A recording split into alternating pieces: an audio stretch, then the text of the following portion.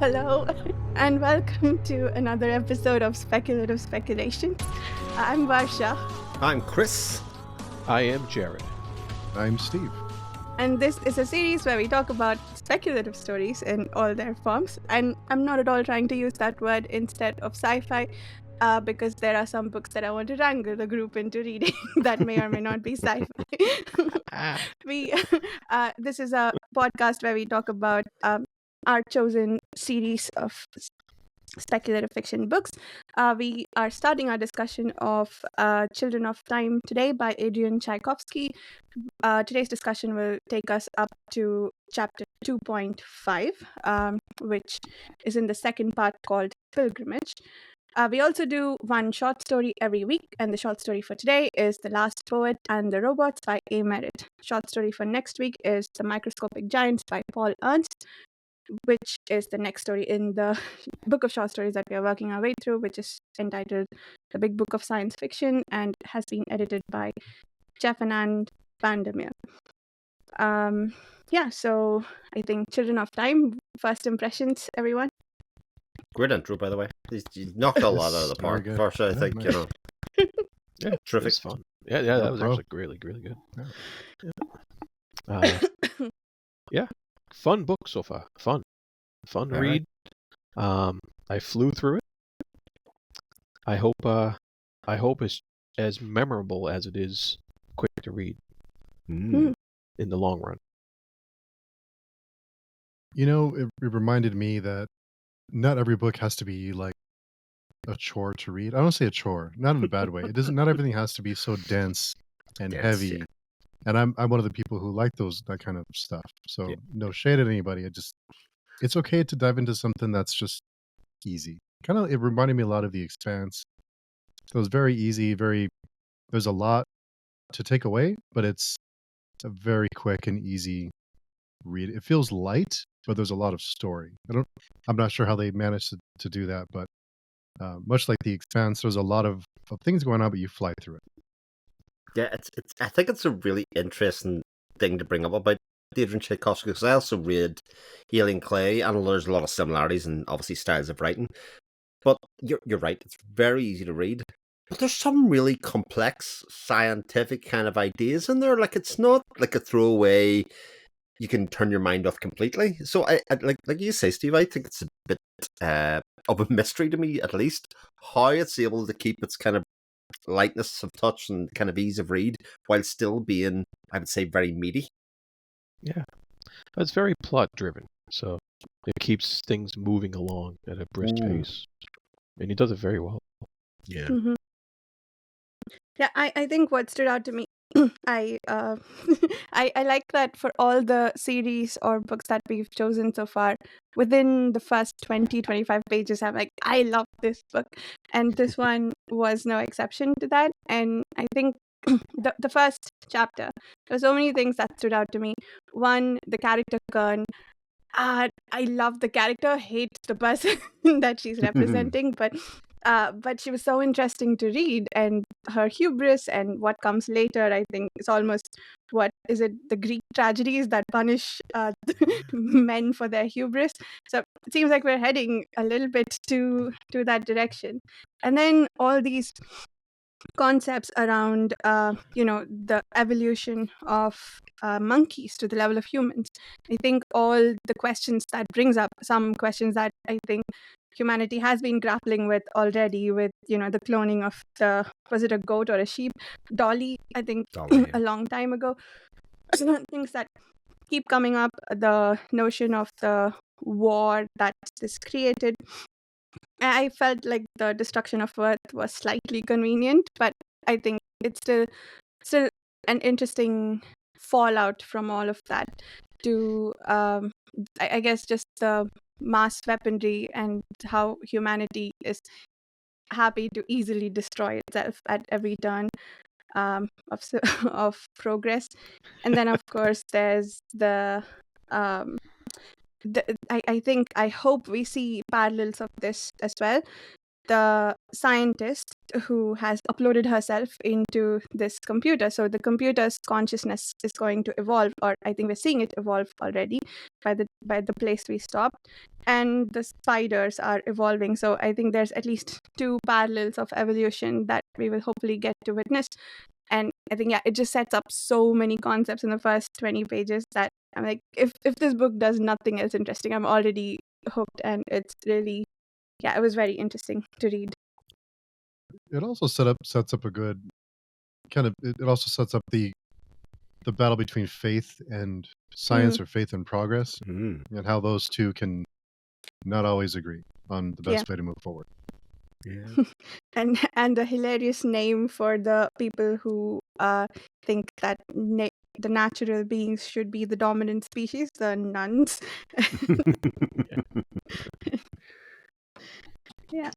The people who strive for purity, right? I think it's a great pun. Yeah, right off the bat, we have in the very first page we have Kern's, right? Her viewpoint. Kern, this is the future. This is where mankind takes its next great step. This is where we become gods. And I like how there's a lot of Greek references thrown in there. You know, you got I think they referenced Gilgamesh. Well, that's the later, Assyrian, but Assyrian references. Hanuman, the monkey god, and Gilgamesh, and there was a couple other ones in there, some subtly thrown in there here and there, and I like all those references to mythology, because we seem to at least the advanced humans in this universe he created seem to be wanting to act like mythological gods in creating races and stuff like that. I mean, I don't think that's quite how evolution works, but for the sake of the story, we can put all that aside and enjoy it for what it is. Yeah, I think it's interesting how it shows a lot of aspects. I would actually say mostly negative of humanity in terms of its ability to destroy and kill itself, but also the fact that it needs these driven, selfish, assholey individuals actually in an awful lot of time to be the spark plug for driving progress in some ways. Mm-hmm. You know, it's the old story of, if it wasn't for the Second World War, humanity would not have progressed at the rate that it has over the next 100 years. So while we had an absolute, decimation of life and of conquest and land, etc., it actually drove forward the next 100 years in terms of technological advances far beyond anything that would have naturally probably occurred around that stage. So I think it's interesting how he kind of sets that up to start with this character of Kern, who in essence is the last real human that we would recognize that's alive. So we, in theory, would be kind of beholden and looking out for her, which I think we are, even though she's presented as an awful person in some ways. And yet, even without her, humanity still managed to absolutely screw itself over. Probably multiple times over. It seems like they had opportunities to save themselves along the story, the brief bits that we get, and they just couldn't even agree to do that. And in the end, just kind of pop, stick them all in the ship, stick them in an ark. I like that you brought up that point, Chris, about the hubris that those same people are the people who push us forward. Because for someone to say, I want to get on an ark and I'm going to take thousands of settlers and I'm going to settle a new planet, and that's going to be my planet. Yeah. But without those people, where would we be? Yeah. Yeah. She even says the whole point of civilization is that we exceed the limits of nature, you tedious little primitives. That's like a great line. Yeah.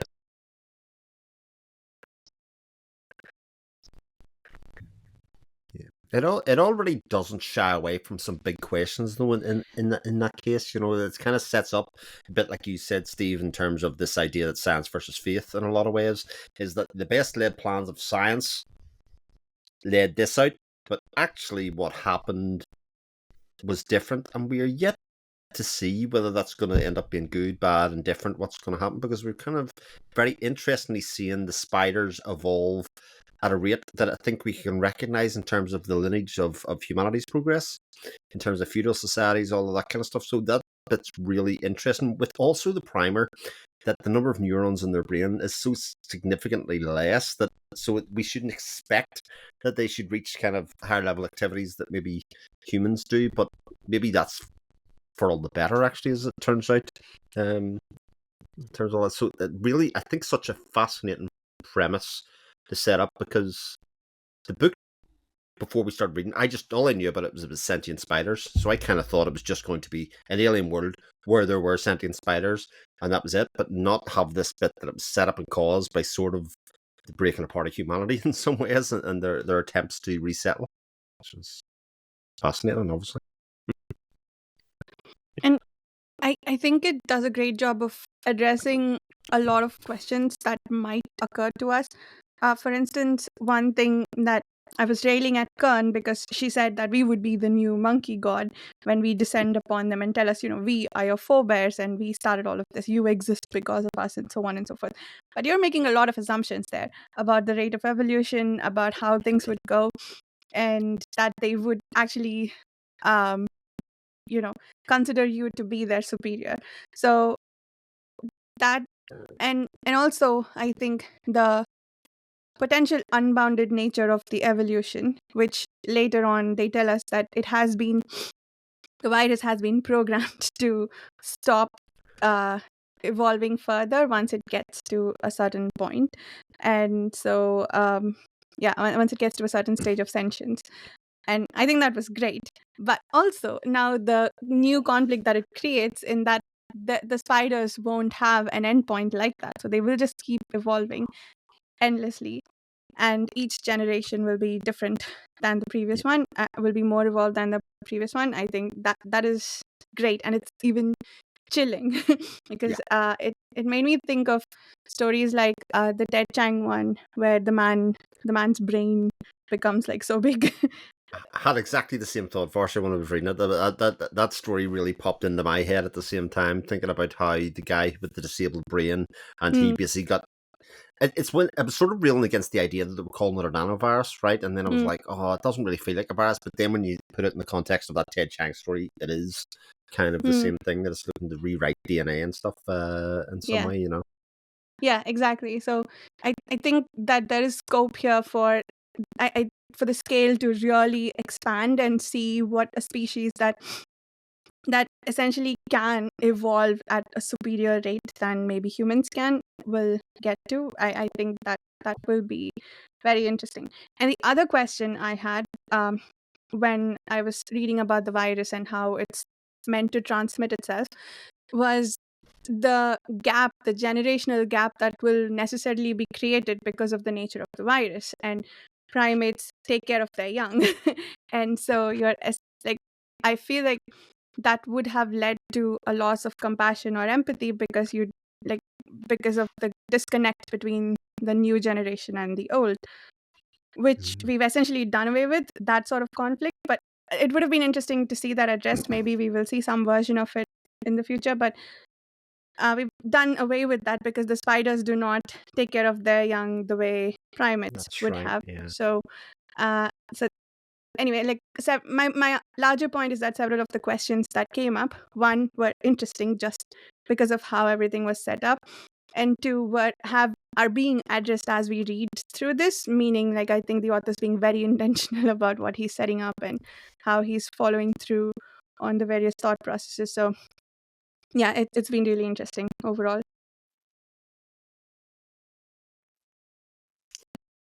One of the things... Sorry, go ahead. Oh, sorry, go ahead, Steve. You're first. Yep. No, I was just gonna say that I just love the cryopods. That whole idea of hypersleep, and the scenes, the descriptions reminded me a lot of Pandorum. For those of you who have seen it, I'm not sure if you've seen it, but the whole idea of floating through space, asleep, just waiting for the right time to wake up, and thousands of years potentially passing by. That whole idea is just blows my mind. That's just such a cool. I don't know. That's one of those things I just love about science fiction. Yeah, that was awesome, Steve, because because there was one section where it says the computer, I guess, wanted her to go into cold sleep immediately, as had been the plan, but she made it wait, and then, like when that was happening, I was already asking myself, like, how long would that be? And like how much, and then he answers it right in the next sentence, and how much distance would that need? Like she was answering the question for me, or asking the same question I was, and I thought that was pretty.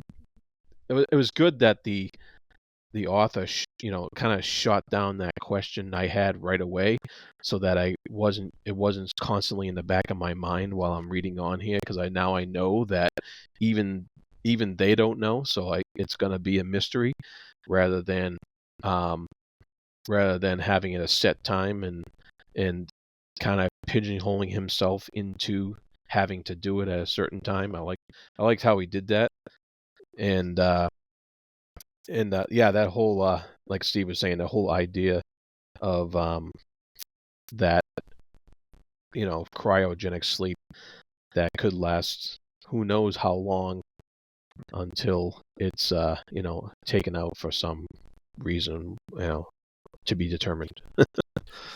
But isn't it so clever how he does it? Because he kind of establishes the idea, the premise at the start, and then he creates a system whereby he can just say, nearly 2 millennia have passed here. So that basically anything that happens after that point, I mean, especially in a story that seems to be about evolution in some ways, he's actually given it completely the room to happen and still have it believable in some sort of sense for the reader to kind of go, oh yeah, it's still the same story. It's just science has happened, or the room for that to happen, and you actually see that a couple of millennia only has so much difference, even for the spiders. It's not a wholesale difference that they've had. They are communicable and they are organized and etc., but they are not at a highly evolved state, and yet the humanity obviously has evolved past a certain point, because obviously their language system has changed and all that kind of stuff. So yeah, so clever. Very cool stuff. And sorry, sorry, Russia, go ahead. Oh no, go ahead.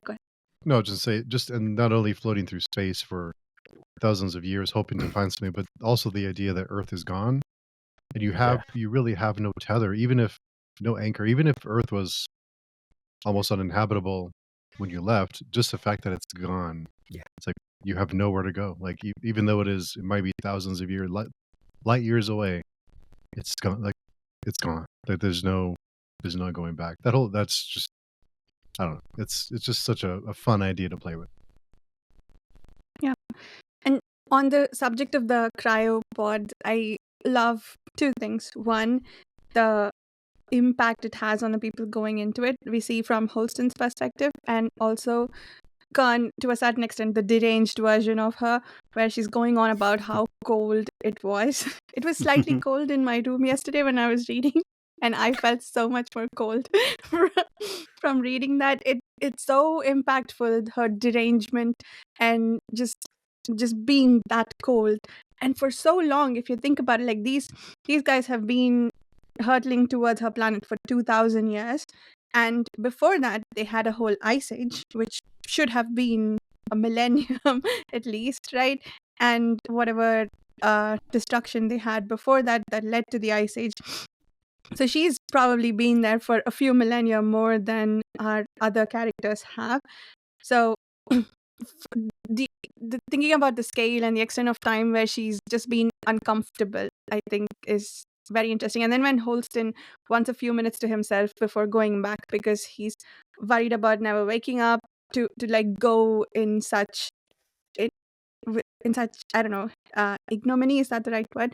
And also because he's feeling cold, like he feels that. So for 2,000 years to feel that, even if it's just ever so mild, I think that's brilliant. Giving us the sense of that, how it was done, I think was absolutely brilliant.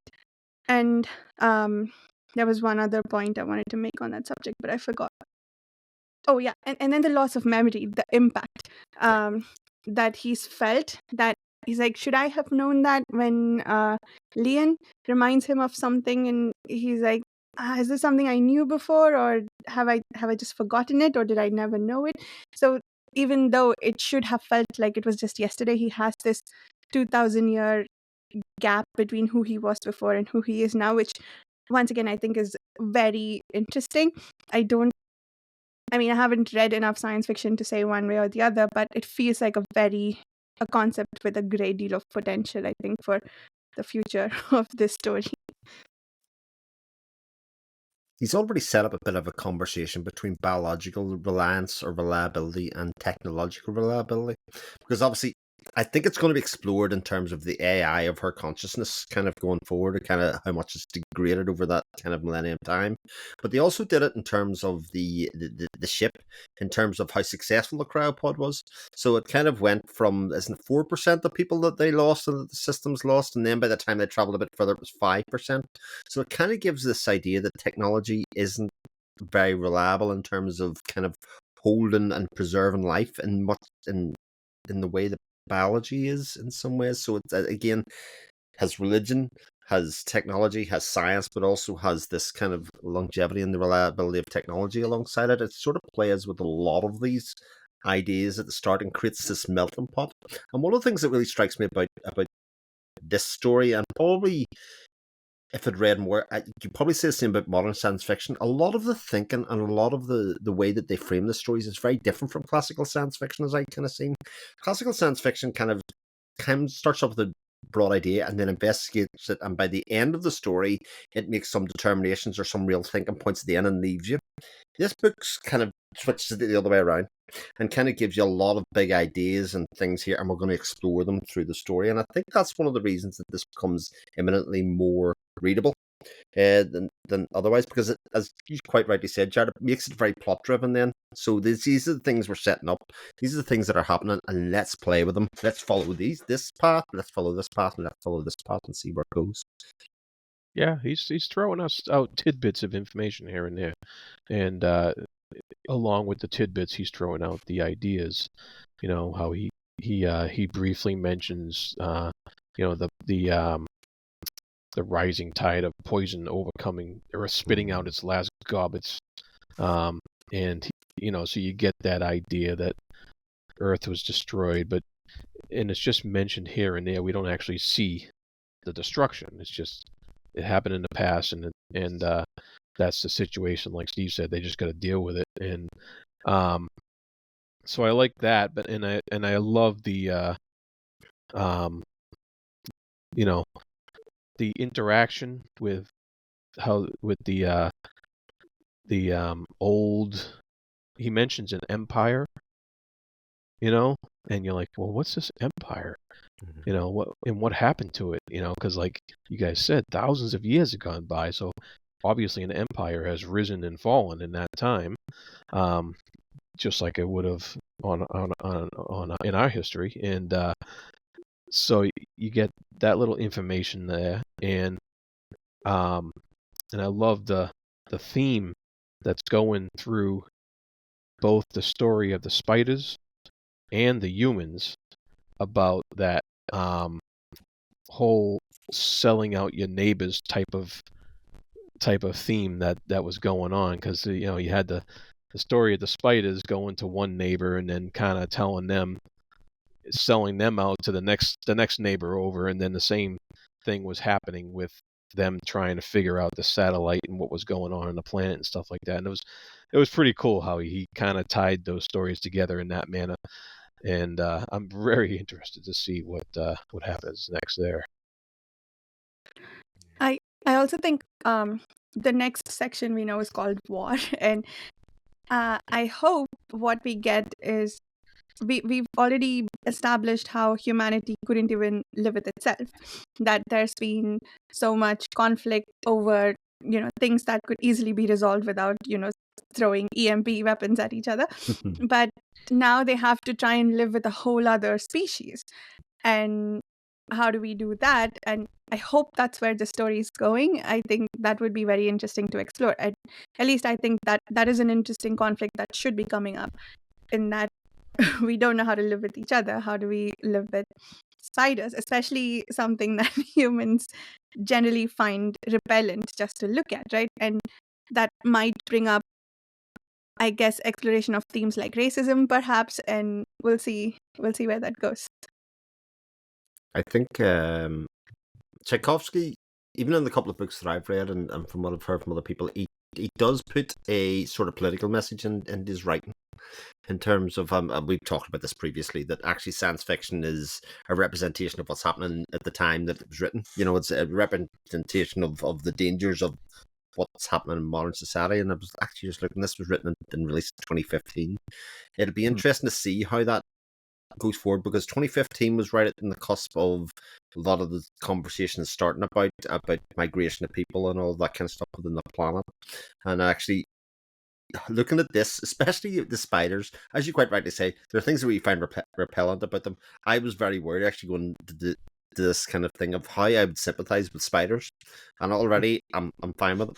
It's absolutely good. I really like reading about the spiders. They're intelligent. They're kind of doing whatever. But also these spiders are created of Earth's own design. It's almost like you support a population for a while, and then we're like, no, they're now a threat. We now need to do something about them. And like you say, a lot of those themes I expect to see explored kind of coming forward, not just in this book, but obviously on through the series. And but I suspect our allegiances, etc., will be tested. I think it's funny Rooting how for the spiders. yeah, I think it's funny how the spider, the Portia, is a more interesting character than anybody else in the novel. For sure. So the Portia that the author has dedicated the book to, I wonder how they feel about being The spider. being the spider character. It's pretty neat. Yeah, It is, it is really cool. And I love, I mean, for no reason I can think of, but I love that over the generations, the main spider, is still called Portia. Yeah. Yeah. I did get some of the political messaging when they find the planet. They start communicating, and she asks, "What Earth are you from? Are you from my Earth?" That's kind of the, I kind of felt like that was kind of digging into that political, one side and the other side, and so lots to look forward to. Yeah, and even on the faction, oh God, I can't remember what you called the guy that was supposed to be the ambassador, for bringing the thing. It is that conflict. I think we still see it now, of people that are looking towards the future and people are looking towards the past. They sort of want to preserve what was great about society in the past and not ruined by what's going forward. And he doesn't overdo it. That's one of the things that I think is a great. It's kind of subtle. It just kind of puts it out there and kind of says, this is who these people are, and away you go. And like I said, it was the same in Alien Clay. I sort of highlighted a couple of patches, but they weren't overblown. They were just kind of like, here's a bit of context for this, kind of where the Empire was, or who the Empire was in some ways. I expect we'd sort of see that in some way.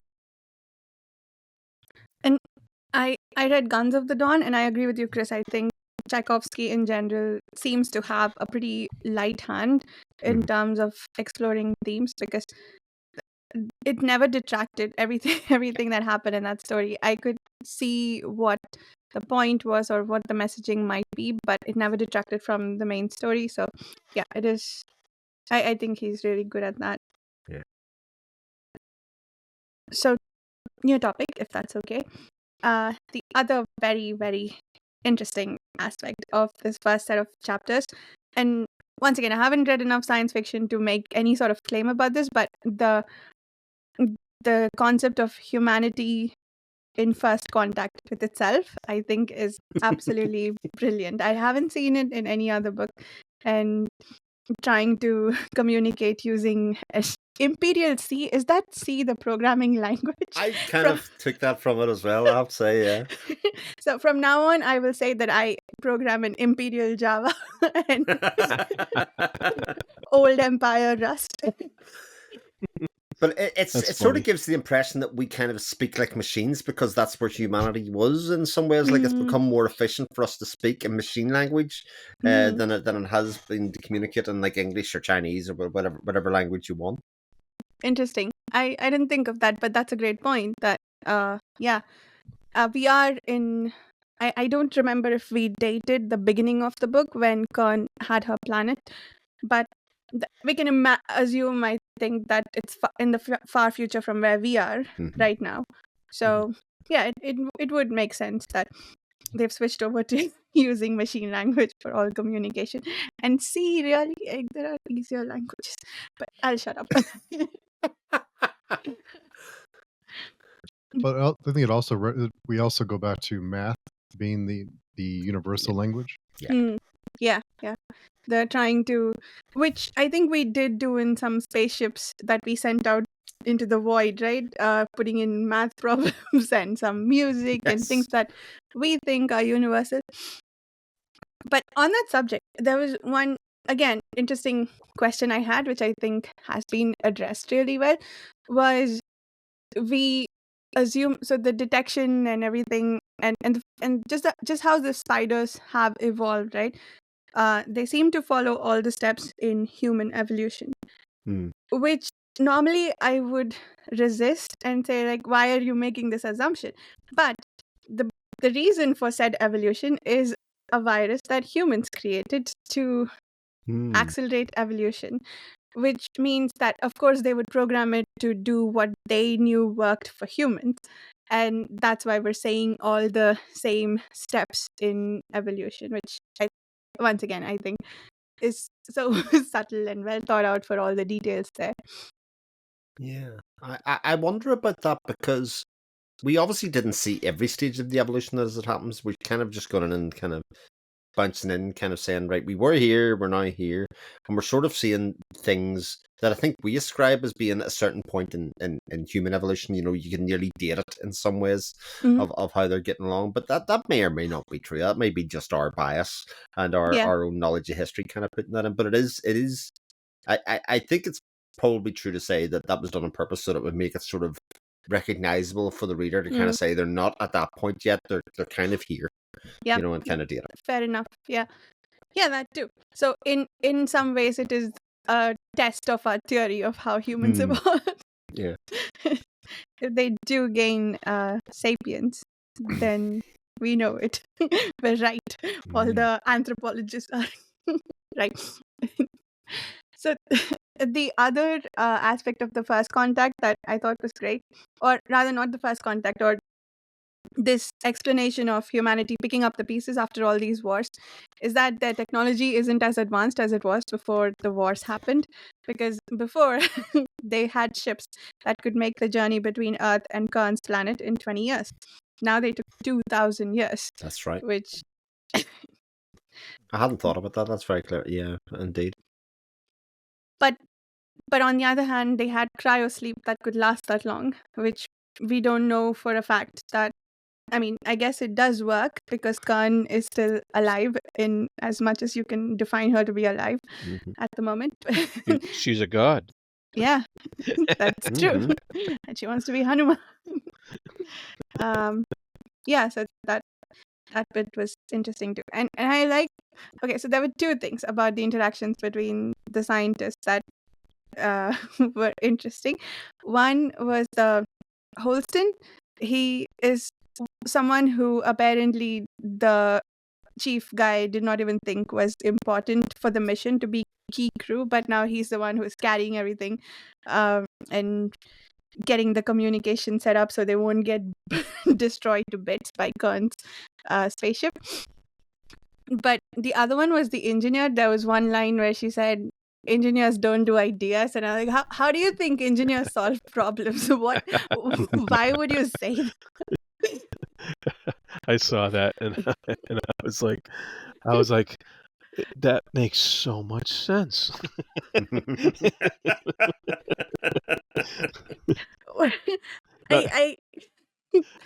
Vasha, no offense, I know you're a software engineer, but the engineers that I have to work with on the mechanical side, and that fits them to a T. Interesting. They cannot think outside the line on the blueprint at all. It's a constant thorn on my side in my field. So Look, there's an age-old I read analogy for this, where they do an experiment. It must be an educational experiment where they give a box of paper clips to a bunch of 6-year-olds, right, in school, and they come up and ask them to think of as many different things they can do with the paper clips, and they literally come up with hundreds, right? And they do the same with a lot of masters engineers. And they come up with, in about 2 hours, a list of about 10 things. So my imagination, at a certain point is almost nearly taught out of us in some ways. It's just kind of like, at 6 years old, a paperclip is a sword. Whereas, you go, that's ridiculous and stupid at a certain age, Yeah. But I love that she was self-aware enough to actually just say that line. I thought it was great. I don't agree with her, says the engineer in the room. You're not in the office today, Varsha. You can say it. There's nobody going to hear you. Yeah. But then, is software engineering true engineering? So do I get? But in any case, the interaction among the scientists, I thought, again, was interesting. That's a whole conversation. Yeah, I was going to say the interaction between the old Empire Kearns and this kind of new humanity, I think, is very interesting. It's like you can see where it was going. It was this kind of idea that you're going to have to think like we would have thought years, millennia ago, kind of thing, to be able to kind of do. I'm trying to think of what movie kind of does that. Was it kind of like War Games or something like that kind of does that same thing? You can't think on a higher level like this thing. You've got to get down to their level and kind of project as they go on. But the point we left off, we're still left at this question about where is Kearns, or what is Kearns in some ways, because in theory she said to wake me up whenever something happened, and it still is up in the air as to whether we've got the real Kearns yet or not. It sort of indicates that maybe yes, but also maybe no. It's this kind of idea of this consciousness that's been uploaded versus the real person. And even if somebody's been asleep in cryosleep for 2,000 years, what does that do to somebody? Like the people cryosleep for 50 years, I see an alien, it seemed to be all right. But 2,000 years can be maybe up in the air a little bit about what that is, and there's plenty of other books that have explored that idea.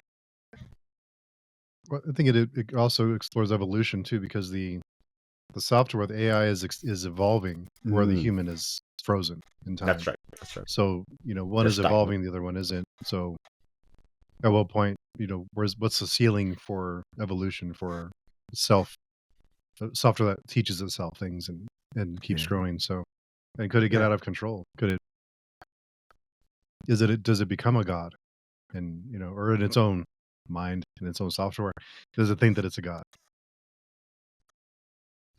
Yeah, you wonder how much of the personality of Kearns the software would take on, if any. It's definitely, it seems to be defending in the name of Kearns, but you don't know yet all the particulars of that.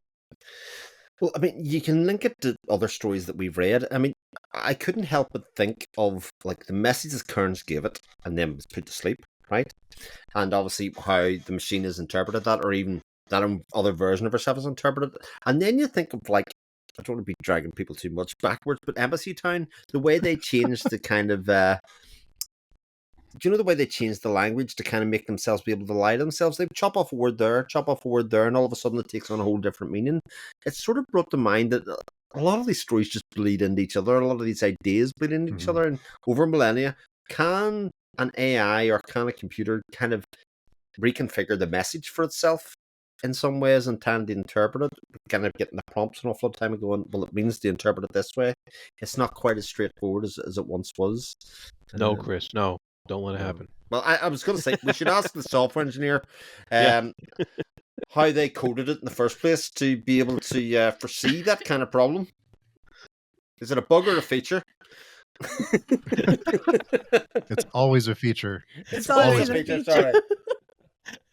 Working as intended. There's a reason. There's a This is reason why by we don't let. design. There's a reason we don't let engineers think. It's always a feature. Feature. Yeah. That's what the blueprint says. Damn it. And I've just realised bug being a spider. Just leaving that out there. Oh yeah. Oh yeah. That's a feature too. Spider's not an insect. It's a rat. That's right. That's true. That's true. So- Also, I'm sorry, go Marsh. ahead. Go ahead. Oh, no, I was going to say, just really quickly, that I kind of feel like he's also playing with evolution with humans and life, and generally is with the nanovirus that is allowing the spiders to learn and evolve. And you wonder if humans are a product of some kind of interference or some kind of seeding that something seeded Earth, and that's what allowed us to become what we are today, to be able to be all around the world talking to each other about a book. I mean, so I kind of feel like it's so many ideas in 100 pages, and Yeah. it flew by, but there's so much to unravel. But yeah, it's one of the things that we often talk about with science fiction. The best science fiction is the stuff that I certainly gravitate to, and I think a lot of us does, is the stuff that respects the reader, to kind of fill in a lot and ask a lot of the questions itself. You don't need to spell out every little bit to them. You kind of give this playground to them and kind of go, okay, this is what we're playing in. What do you think? And he'll explain certain sides of it, but we have a lot of the questions ourselves and kind of where we want it, or we think it's going to explore. Mm-hmm. Yep. Excuse me. On the subject of Khan versus Khan, it's interesting. Like, there are so many questions there. I think we stopped at a good spot for trying to figure out what the heck is going on there. We don't know if the Khan that broke into their spaceship is Eliza Khan or the other one. I forget her name. Avrana. And- yeah. And then there's the fact that she keeps insisting, even though Khan, when she went to sleep, she knew of the failure of her experiment, and she only wanted to be rescued one way or the other. So that the fact that she keeps insisting on the experiment continuing without being interrupted, it makes me wonder whether she knows about the spider somehow because of whatever signals she's been sending to the planet, like Eliza Khan, I mean, or if she's forgotten, like if we're dealing with the aspects of loss of memory that we saw briefly with Holston. So yeah, I think whatever turns out with her will be very interesting as well. And will she really attain godhood, or will she be what brings everything down to the point of, well, hopefully she can prevent the war that's coming up, apparently, because she needs her experiment to last. Yeah, again, very Lord of Light. Do you not think as well by Zelazny that we read that kind of idea that they traveled to another planet and kind of made themselves gods, and again, similar ideas that get played around here, in this story. Although, and like I say, in a much more readable way, I would say, because there's sort of less mythology there. Although he refers to it, as Jared quite rightly said, with all the references to ancient Greece and whatever else there is. Very clever. Yep, very clever. I agree. Were there any other points? Yeah, I thought about the writing. I think there are many lines that I thought were very succinct and well put. I did a lot of underlining, both for ideas and because I liked the way a certain sentence was structured or whatever. So I like that.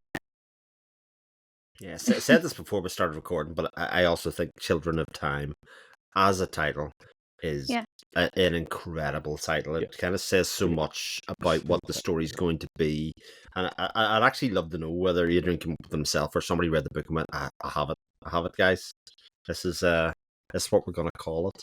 because it sort of doesn't tell you an awful lot about it, but it also, once you start reading it, it also gets into your head and plays on the possibilities of it as well, and keeps working on you. Yeah. Maybe we can invite him on and ask him if you're listening. Let us. We've talked before. Yeah, We're harmless. We're harmless just like the spiders at the moment, in a certain Jared's way. harmless. I don't know at about the everybody moment. else. Yeah, one of the other things I actually did want to bring up actually was the idea of the spider civilization. So it seems to me very much a matriarchal society. It seems very much that the females are the intelligent, so much so that they sort of deride the males in terms of their input in much the same way as it happened in our society, and in reverse, and being surprised at actually that the male could contribute something. Yeah. To be right, which I thought found very humorous, and very on point. Yeah. I was I was waiting for them to mate and then her bite his head off or something like that, because that's what I mean, spiders do in the real world, right? So isn't that what happened to the first generation though? Like it wasn't explicit, but it said, and then their mating ended because her instincts took over or something like that. Like right, yeah, she ate his yeah. head off, didn't she? Yeah, that's so. Yeah, that might have been the reference to that, and maybe they're trying to evolve beyond it. Because, well, she's a kind of a almost an advanced being amongst her own kind. Yeah. Right there, and so she's. I think it was mentioned that she was actually looking to use some of the males more constructively than some of her peers might see. And so I think we were seeing a little bit of progression in their society as we were reading, and that was pretty cool. Yeah.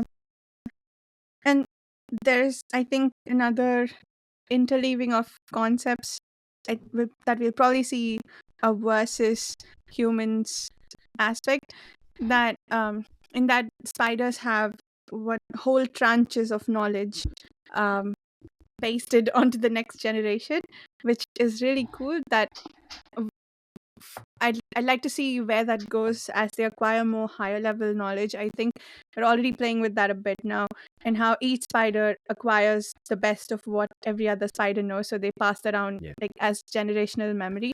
And humans, meanwhile, are somewhat forgetting who they used to be, and they've forgotten their technology, and they had to build a much poorer version of what used to work before. So I think in some senses it's an evolution versus a bit of devolution, is that the right word, between the two races. I think that contrast also might be interesting if explored, but even without it, I think it's nice to just think about. But yeah, another big idea though, this idea that they were trading in understanding, as they call it, what they were actually trading in was their genome. They were kind of basically saying, here's a packet of our DNA in the form of sperm to do, because it wasn't just kind of, we'll tell you how to make fried eggs because they taste great. Well, they'll teach you. It was very much, we'll give you the understanding in terms of genome and kind of doing that. And in much the same way as kind of the ideas in Sun Eater, for instance, does a lot of the same ways about the kind of perfect DNA, how they kind of trade with that in some ways, and how they use that for influence and power. And in the same way it's sort of happening here. Again, just a very small chunk, but a big idea. You know what I mean? And just kind of put it in there and just step back and go, what do you think? Yeah, and I love the advent of the domestication of aphids. You know, and that was like a cool evolutionary step as well that was coming about, and pretty neat. That was awesome. It's like milk and cows, that they're not food yet. They come back to Bianca because they think that she's safe, but they don't know that they could get eaten in the future. Yep, just like the cow I had tonight. It's great.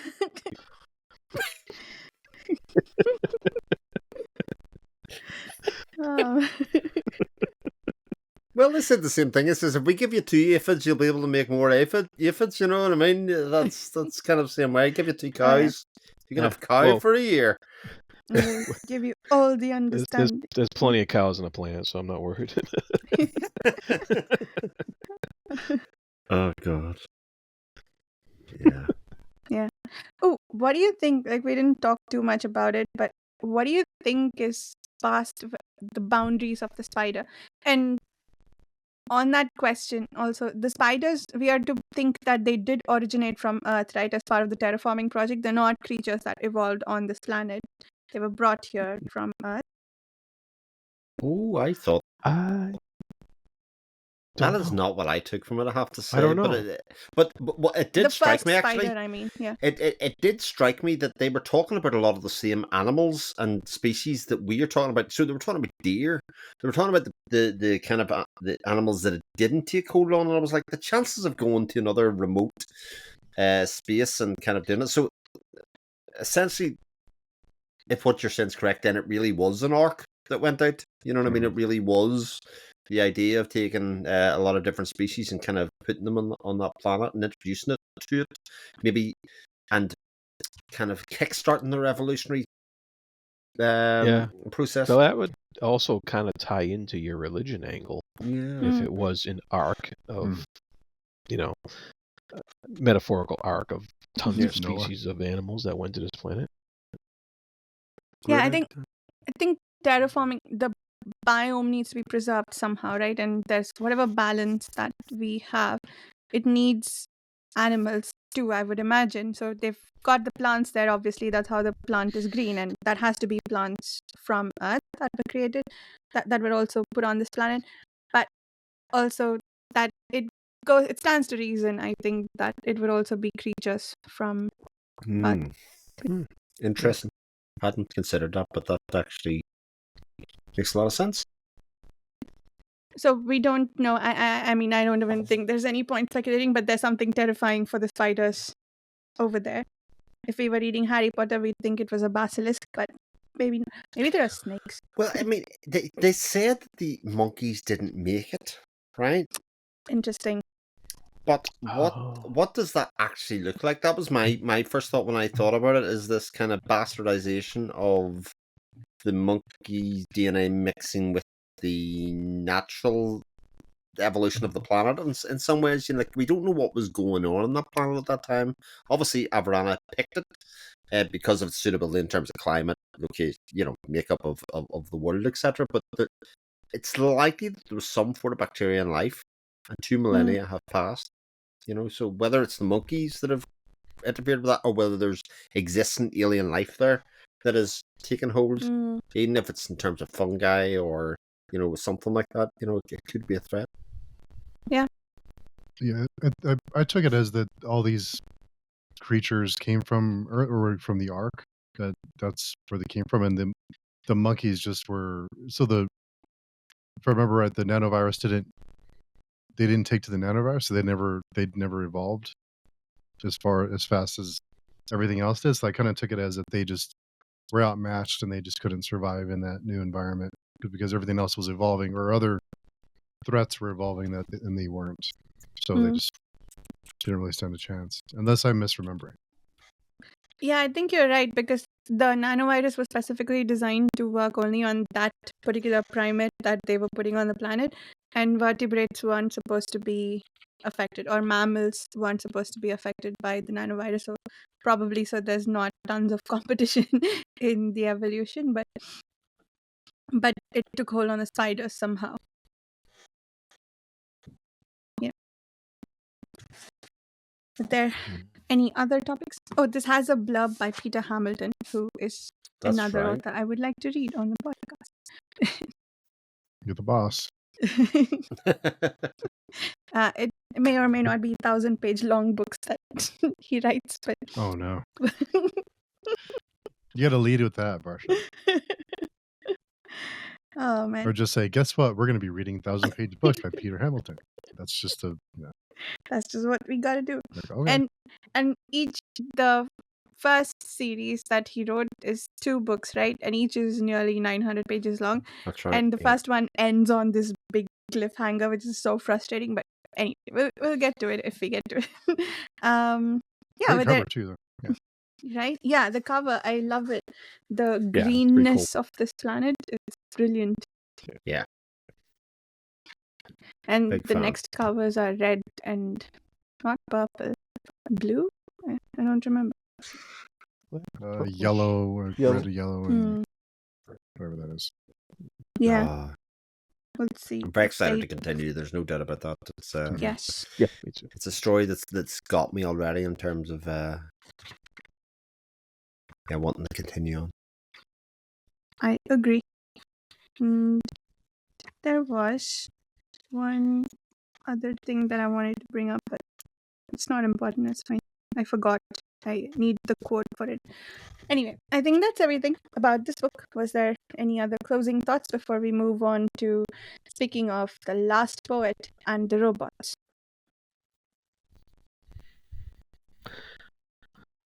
And Jared, for today, is The Last Immortal, to keep with the theme of the short story. Ooh. Yeah. So, The Russian. the Russian and the Yeah. robots. This was a fairly interesting story overall, but I I'm think kind of interested why he chose a Russian and a Chinese for this story. I think it goes back to what kind of Chris had mentioned earlier about that it's a lot of science fiction is like they frame a lot of what was happening at the time That's in true, their yeah. stories, and I think that's Yeah. kind of where it came from. Is it was maybe a political statement at the time, or It might have been, yeah, because it was written in 1934 or published in 1934. so World War I was around that, right? But yeah, the, 39 to 45, yeah. but that was World War II, yeah. But I'm not sure how I don't remember how the Russians and the Chinese were looked at by. I don't know where this writer's from. I think he's American. Is he American? I think I looked. Yeah, US, US writer writer, and yeah. editor. Yeah. So I'm kind of curious as to what he thought about. What you wonder what his politics were at the time. Yeah. And why he would choose these certain protagonists, this certain protagonist for his story. Because yeah, it's just very interesting because it's not typical for the science fiction writers at the time when they were choosing, they were choosing either German based things. There was a lot of German based sci-fi writers during this time, and a lot of U.S. writers and stuff. But I don't know his history or what have you, but I thought it was kind of, because I don't remember reading this kind of thing prior to this with the other stories, so it was a little different than some of the other ones. It was an odd read. Nobody was else odd, found yeah. that, and it was strange. I sort of got like 4 pages through it and went, what is this about? It sort of kind of rolled over me a little bit, and I couldn't see where it was going. And it was only kind of towards the end that I kind of went, right, okay, I get the sense of story here, what we're kind of setting up. But it sort of set up this character Navroti, or was it, or something like that, as a sort of demigod in his own right, in terms of, again, a person of great hubris, a person of great kind of high opinion of themselves, and that thought he was better than everybody else. And I was like, right, okay, that's again an interesting setup. But then it ends just with the idea that he just made everybody dance and they blew up, so. Yeah, it was kind of strange because he had complete control over this scientific power that he never let the rest of the world have. That's right. And the rest of the world just went on doing their thing. And then when the robots took over, he came out and said, "Okay, I guess I'll do something now." And he wipes out I'll all the save you. robots. Yeah, And then he goes, "All right, go away now. I'm going back in my house." I'm good. Yeah. It was certainly odd in that regard. I actually couldn't help but contrast it to like Johnny's way she uses music within her story writing and what she does, kind of in terms of like the power of music and the power of the arts and the power of using it to save humanity.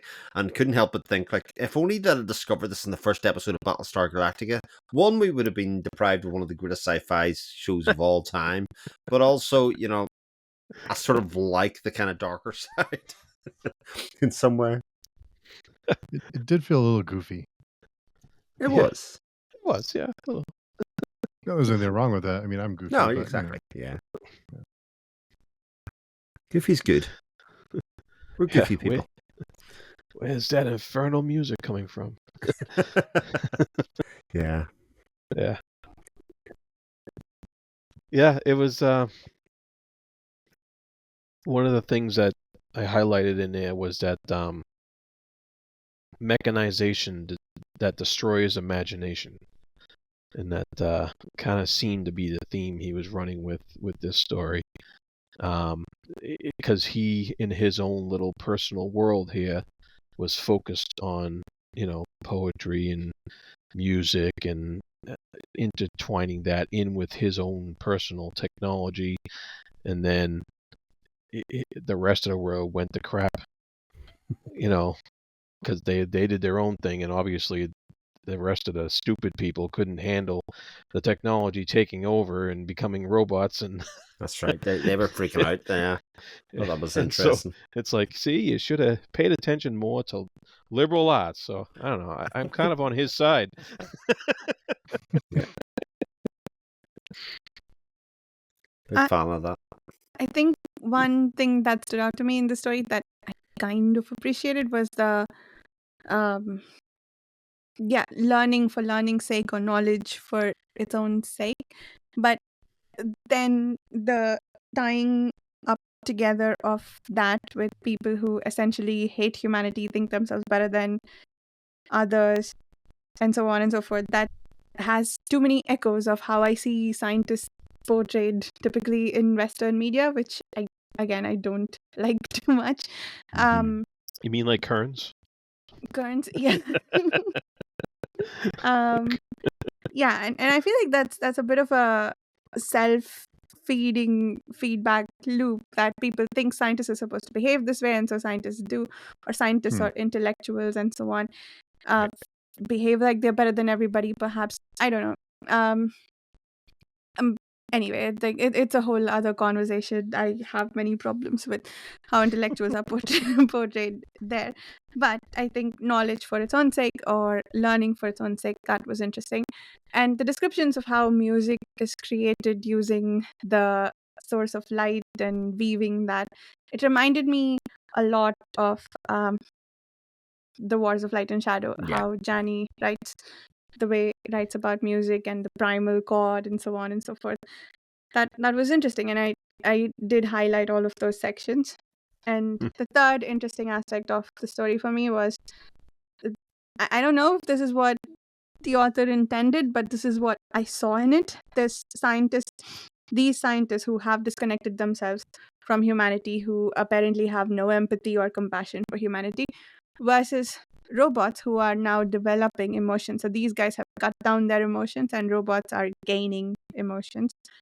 So the contrast that they present, I think, was, I guess, raised some questions to think about.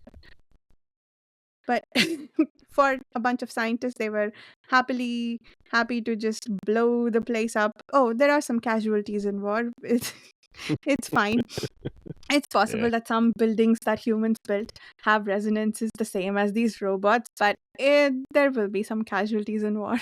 So the scale in which they blew things up without really thinking about it, that bothered me. But yeah, overall fun story, I think. And goofy, like Steve said. Yeah. I don't know how familiar you guys are with the Marvel Universe. but these guys kind of reminded me of the Eternals in the MCU, and how the Eternals basically set themselves up as gods and they have all these powers.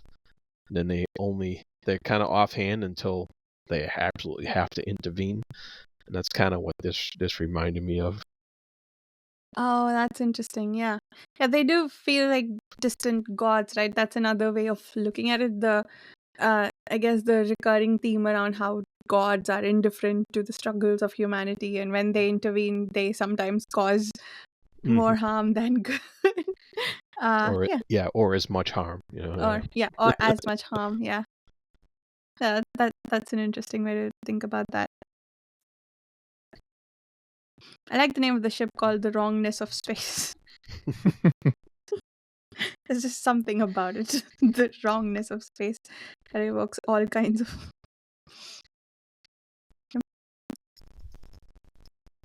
Any other thoughts before we wrap up? No. Did anyone else see some parallels with AI in the story? I mean, A little bit. a little bit, sure, yeah, because it obviously started off small in terms of them taking over and them making humans their subjects, so to speak. But I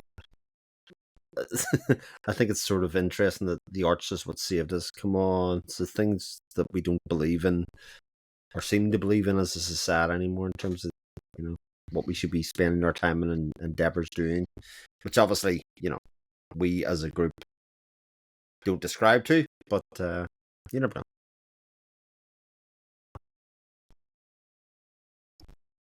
Yeah. The perils of AI, I feel like this is in the category of stories that say that robots will take over the world if you like, I don't know, whenever they gain sentience.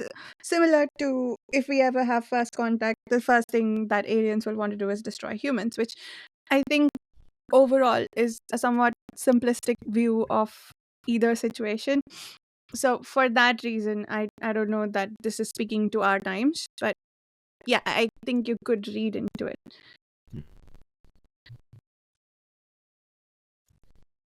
Cool. Good.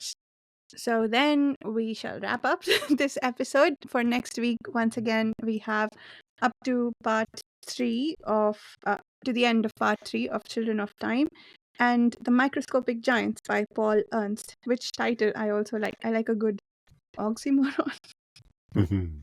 And yeah, we'll see everyone next week. Thank you so much for listening. Bye.